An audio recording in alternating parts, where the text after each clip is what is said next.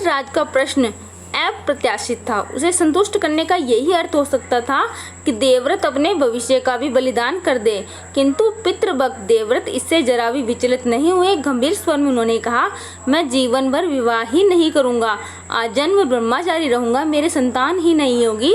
अब तो तुम संतुष्ट हो। मतलब अब वो यह चाहते थे कि ऐसा कुछ हो कि जो देवव्रत की संतान है वो भी राज्य भार का लालच ना करे, राज्य का राजा बनने का सपना ना देखे। और केवट राज ने ये सारे सोच रखा था। उन्होंने देवव्रत के सामने जब ये बातें रखी तो बोल रहे हैं कि केवट राज अप्रत्याशित था, मतलब बिल्कुल सही नहीं था। उसे संतुष्ट करने का यही अर्थ हो सकता था कि वो संतुष्ट किस बात से हो सकते थे कि देवव्रत अपने भविष्य का, मतलब अपने जो भविष्य है उनका, कि आगे जो उनका परिवार होगा उसका भी बलिदान कर दे।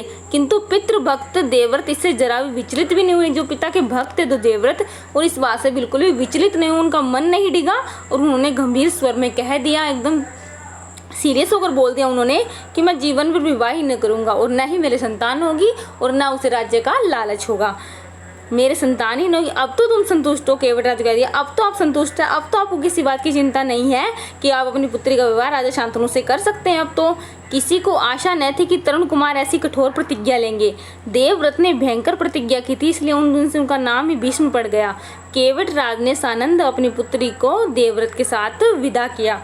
जब देवव्रत ने, राजा के कुमार देवव्रत ने जब इतनी कठोर प्रतिज्ञा ली आजन्म ब्रह्मचारी रहने की, तो उनका नाम भीष्म हो गया कि उन्होंने कठोर प्रतिज्ञा ले ली, अपना एक तरह से भविष्य बलिदान पर डाल दिया था।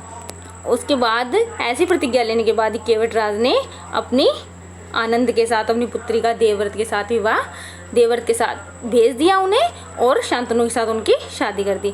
सत्यवती शांतनु के 2 पुत्र हुए, चित्रांगद और विचित्रवीर्य।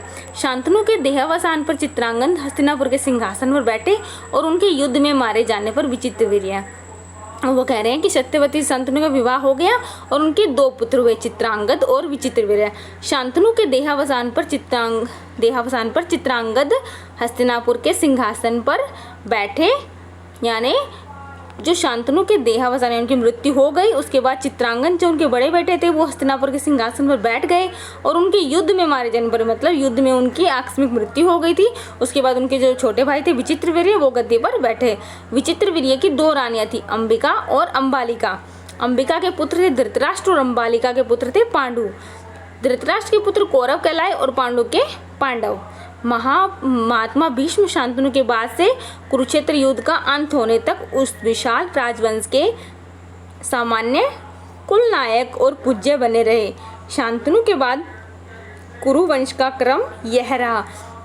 जो महात्मा भीष्म थे वो शांतनु के बाद से कुरुक्षेत्र में जो युद्ध हुआ था उसके अंत तक उन्होंने विशाल राज्यवंश का सामान्य कुलनायक और पूज्य बने रहे। उन्होंने यह युद्ध भी देखा था।